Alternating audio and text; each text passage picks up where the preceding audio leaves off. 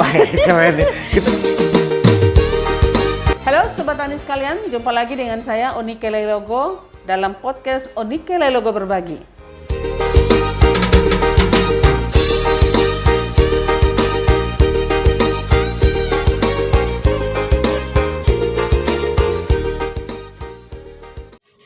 Salam jumpa kembali Sobat Tani sekalian dengan saya Onike Leilogo di dalam podcast Onike Leilogo Berbagi. Kali ini kembali kami hadir dengan tentunya dengan sebuah informasi bagi kita semua, baik itu penyuluh maupun petani yang ada di dimanapun Anda berada. Kembali kami dari BSI PNTT, tapi kali ini dalam podcast Onike Leilogo Berbagi. Nah, topik kali ini adalah menyangkut penyuluhan sebagai suatu kegiatan penyuluh.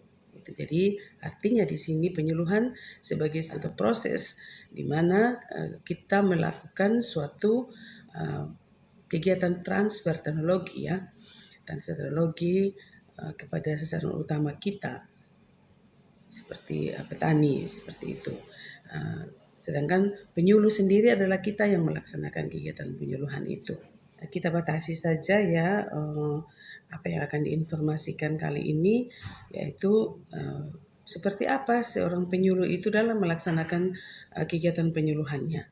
Nah, ada dalam buku Mertikanto ya tahun 1991 atau 1992 tentang penyuluhan pembangunan pertanian ya. Buku itu menceritakan tentang bagaimana seorang ahli ya yang namanya Lipit ya waktu itu pada tahun sekian itu tahun 1958 memang sudah lama ya, yaitu dia itu menekankan bahwa pentingnya diketahui oleh setiap penyuluh bahwa dalam melaksanakan kegiatan penyuluhannya seorang penyuluh itu harus dapat memberikan kesan pertama atau first impression yang baik dan menarik kepada sasaran utama kita. Jadi bagaimana kita berjumpa pertama kali dengan sasaran kita, dengan petani kita melaksanakan suatu kegiatan penyuluhan. Nah, kesan pertama yang sering dilihat oleh sasaran utama kita ketika kita memberikan penyuluhan adalah yang pertama kepribadian kita. Jadi kepribadian kita nanti terlihat dari cara kita berbicara, cara kita berkomunikasi, kita berpakaian, ya apa yang kita gunakan, tutur kata kita, seperti itu menunjukkan kepribadian kita. Kemudian bahasa yang kita gunakan, tata krama yang kita tunjukkan, dan tentunya masih ada yang lainnya yang bisa kita tunjukkan sebagai wujud daripada kepribadian kita.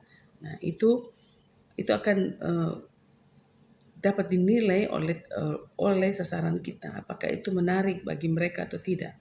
Selain itu juga jangan mungkin bahasa yang kita gunakan, kalimat-kalimat yang kita gunakan mungkin tidak bertentangan ya dengan apa yang mereka anut, kemudian tidak menyinggung perasaan orang. Nah, kemudian yang kedua adalah kita harus bisa meyakinkan diri kita sebagai orang yang memiliki kemampuan untuk melaksanakan tugas kita. Ya, untuk melaksanakan tugas kita tentunya ya dengan sebaik-baiknya. Jadi kita harus bisa meyakinkan bahwa kita itu orang yang punya kemampuan. Kemudian yang ketiga yaitu yang harus menjadi perhatian kita juga bisa meyakinkan bahwa kita itu juga bisa bekerja sama dengan masyarakat petani kita.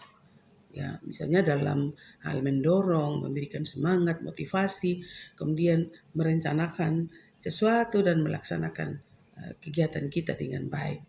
Kemudian hal berikut adalah kita juga bisa meyakinkan diri kita sebagai pribadi yang suka menolong dan tentunya menjadi pribadi yang juga bersedia untuk memberikan bantuan. Misalnya melihat seseorang yang mungkin dia harus keluar dari persoalan itu dan kita harus bisa menolong dia. Nah, yang berikut, yang terakhir adalah kita juga harus menjadi pribadi yang bersedia membuat kesepakatan untuk menjalin hubungan baik dengan seluruh warga masyarakat, terutama dengan tokoh-tokoh masyarakatnya, sehingga jangan sampai ada pihak-pihak tertentu yang mungkin yang tidak bisa kita ajak atau memang kita tidak bisa bekerja sama dengan mereka. Jadi kita harus menjadi pribadi yang siap untuk membuat kesepakatan seperti itu sehingga uh, bisa menjalin hubungan yang baik. Saya kira ini adalah modal-modal utama bagi kita sebagai seorang penyuluh dalam kita melaksanakan kegiatan penyuluhan kita. Nah, di samping itu ya, penyuluh sebagai seorang komunikator ada beberapa faktor yang perlu kita perhatikan dalam kita melaksanakan kegiatan penyuluhan. Yang pertama itu adalah upaya untuk menemukan ide yang sejelas-jelasnya. Jadi ide itu memang kita harus bisa mendapatnya sebelum kita menyampaikan itu kepada masyarakat. Jadi ide itu sudah kita pahami dengan baik. Apa yang akan kita sampaikan? Karena begini, karena di dalam satu kegiatan penyuluhan, kegagalan umum yang terjadi adalah dalam berkomunikasi adalah tidak adanya perencanaan yang baik, yang jelas, dan apa yang ingin disampaikan. Jadi semuanya harus ada perencanaan yang baik. Nah, yang kedua itu adalah uji tujuan penyampaian ide-ide itu. Uji tujuannya untuk apa kita menyampaikan itu. Jadi sebelum menyampaikan kepada masyarakat, terlebih dahulu kita tanyakan pada diri kita sendiri, apa sebenarnya tujuan yang kita inginkan dari kita menyampaikan ide-ide itu. Jangan sampai kita pergi, kita menyampaikan sesuatu ide atau gagasan, tapi kita sendiri tidak tahu tujuannya untuk apa. Seperti itu. Jadi misalnya apa ya? Misalnya kita ingin memperbaiki cara berusaha tani mereka. Kita harus tahu dulu, misalnya penggunaan varietas unggul baru misalnya.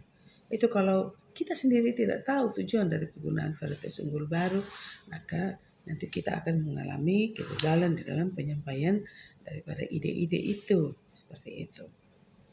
Nah, hal yang ketiga, kita harus mempertimbangkan dengan baik-baik keadaan dari sasaran kita. Terutama yang menyangkut faktor-faktor manusiawi, misalnya kemampuan fisik, kemudian intelektual, kemudian keadaan iklim sosial, adat istiadat yang berlaku, kemudian lingkungan sosial lainnya. Jadi kita memang harus ada pemahaman terlebih dahulu siapa yang akan kita dengan siapa kita akan bertemu, dengan siapa kita akan berbincang-bincang, berkomunikasi seperti itu. Dengan siapa kita akan menyampaikan ide-ide itu.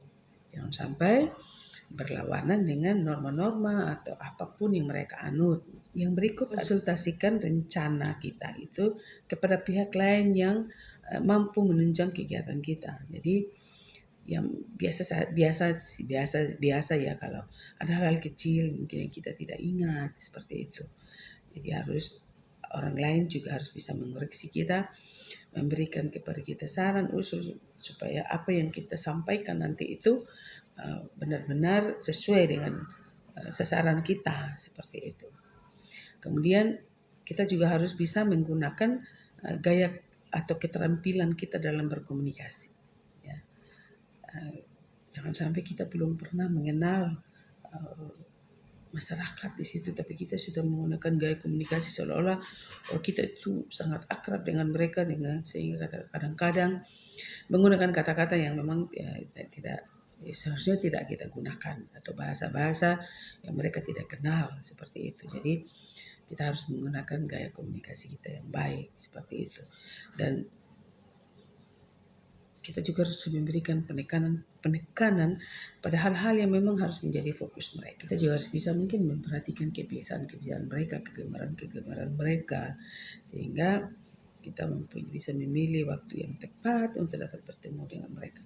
Nah, yang ketujuh yaitu kita juga harus terus memperhatikan juga ya apa yang menjadi tanggapan-tanggapan dari masyarakat. Jangan sampai kita menyepelekan. Jadi kalau mereka memberikan tanggapan, kita harus bisa memberikan jalan keluar atau tanggapan balik dengan baik. Seperti itu. Kemudian yang paling utama itu memang kita harus bisa merencanakan semua itu. Apa yang akan kita lakukan esok hari dan seterusnya. Sehingga apa yang kita sampaikan benar-benar bisa diterima oleh masyarakat sasaran kita. Sobat Tani atau teman-teman penyuluh dimanapun Anda berada, saya kira demikian yang dapat saya sampaikan lewat podcast saya Unilike Logo Berbahagia. Sampai jumpa lagi, salam Agro Standar.